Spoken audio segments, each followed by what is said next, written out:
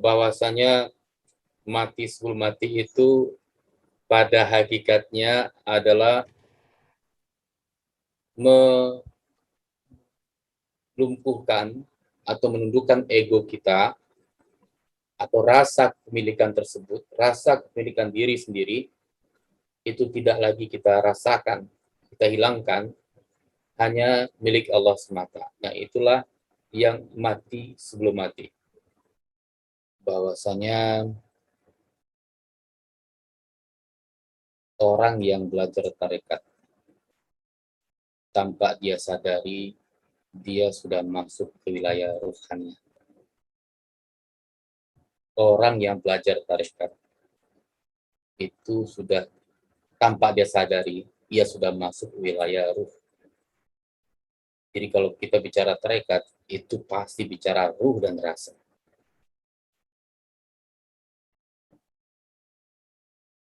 Ya artinya kita meninggalkan segala kepentingan jasad, kepentingan yang badaniah kita, hewaniah kita, ketika kita sudah mengambil baiat kepada seorang mursyid,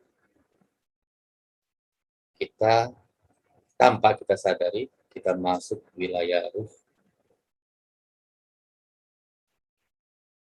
Jadi, Bapak Ibu yang rahmati, kita selalu dengar mati sebelum mati. Karena kalau tanpa itu, kita tak akan pernah bisa menemukan diri kita sendiri. Dan apabila kita tidak bisa menemukan diri kita sendiri, maka mustahil kita bisa menemukan hakikat Tuhan di dalam dunia. Jadi, Bapak dan Ibu yang selama ini bertarekat dan mengambil baiat kepada seseorang mursyid, itulah praktek yang mati sebelum mati.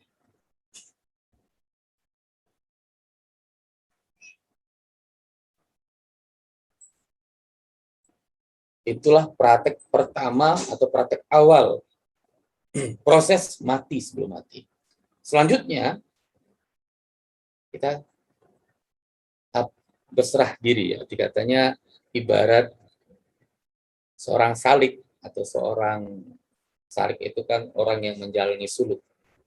Panggilan orang menjalani suluk. Seorang salik itu, dia ibarat bayi, terserah mau diapain oleh orang tuanya.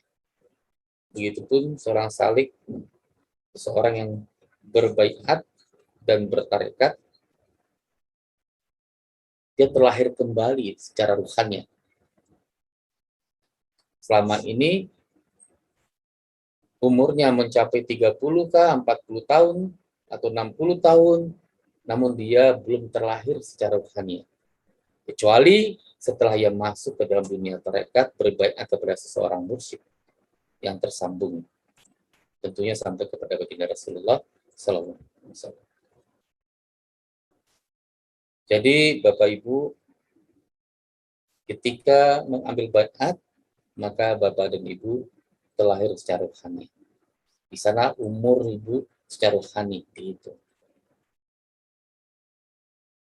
Dan orang yang dikatakan mati sebelum mati, ya orang tadi, orang yang telah bergabung, berbaiat, berguru pada seorang mursyid.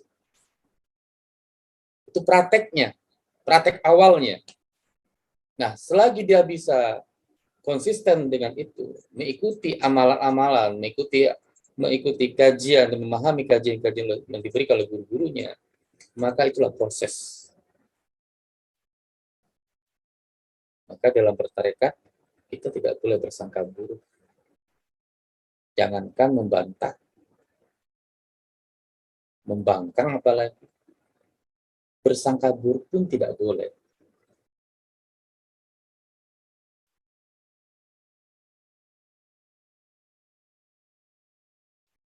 Jadi itulah Bapak dan Ibu, kalau ditanya mati sebelum mati itu apa prakteknya. Nah, mustahil kalau orang tidak bertarekat, mustahil dia bisa memahami itu mati sebelum mati. Karena bertarekat itulah awal kita bisa mengenal atau mempraktekkan namanya mati sebelum mati. terlahir kita kembali secara rohani. Makanya mursyid itu dikatakan orang tua rohani. Orang tua biologis kita yang melahirkan kita. Namun orang tua rohani kita adalah orang yang membawa kita ke alam ruh. Alam ruh itu apa? Tarekat itu adalah alam ruh. Tanpa kita sadari, kita belajar tarekat itu sudah masuk ke alam ruh. Dan alam ruh selalu berdekatan dengan rasa. Di mana ada rasa, di sana ada ruh. Di mana ada ruh, pasti ada rasa. Nggak mungkin ruh tidak membawa rasa, begitupun sebaliknya. Maka kalau tarekat, itu udah bicara rasa dan ruh. Susah dipisahkan. Maka Bapak Ibu yang Allah rahmati, sekali lagi, praktek kita mati sebelum mati adalah, awal daripada itu adalah memasuki dunia tarekat. Berbaiat kepada seorang mursyid, kembali terlahir kita secara rohani. Inilah yang mati sebelum mati. Terlahir secara rohani, bukan terlahir secara biologis, tapi terlahir secara rohani. Inilah prakteknya dengan bertarekat. Ya. Kita singkat saja. Ketika kita datang kepada suatu kawasan kuburan, kita disunahkan membaca Assalamualaikum ya ahli kubur. Artinya, salam kita saja itu pasti dijawab. Salam kita pasti dijawab, bukan sampai saja, pasti dijawab. Waalaikumsalam, pasti dijawab. Kalau tidak, untuk apa disunahkan kita membaca salam? Apalagi tahlilan.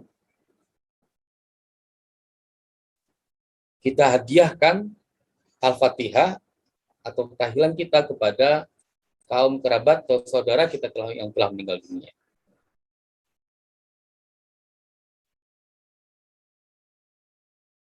Bapak Ibu, dulu pernah saya sampaikan kepada jemaah, jangan perlakukan orang yang mati itu seperti orang mati. Sesungguhnya orang kita anggap sudah terkubur, sudah terkapani, sudah terkubur, kita anggap itu orang nggak ada urusan lagi dengan dunia, itu salah. Bahkan mereka lebih hidup daripada kita. Rasanya lebih hidup. Rasa, karena ruh kan. Tidak ada hijab lagi, tidak ada yang melindungi ruhnya lagi. Tidak ada jasad yang menjadi penjaranya lagi. Mereka tuh lebih sensitif daripada kita.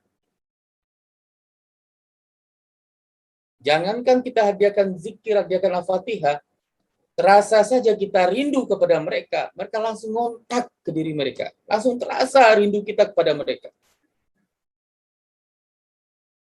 Cuma mata kita saja nggak sanggup melihat mereka. Jadi jangan perlakukan orang yang telah mati itu seperti orang mati. Mereka hidup di sisi Allah. Mereka mendengar kita, melihat kita, bahkan merasakan kita.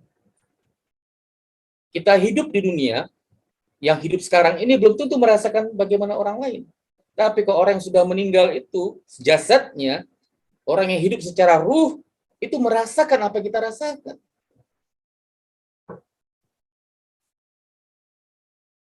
Jadi kalau salam saja pasti dijawab, apalagi kalau kita menghadiahkan Al-Fatihah atau tahlilan. Pasti sampai.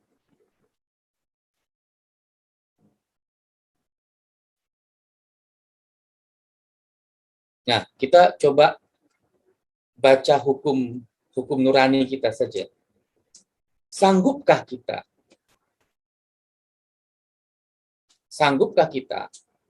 mengata-ngatai atau menjelek-jelekan orang yang sudah meninggal dunia, sekalipun itu pernah menyakiti kita dulunya? Hukum nurani ini, hukum nurani. Apa kata nurani kita? Sanggupkah kita mengatai orang yang telah meninggal dunia, sekalipun dia pernah menyakiti kita? Bahkan dalam agama dilarang. untuk bicarakan keburukan orang yang telah meninggal dunia. Karena terasa kepada mereka.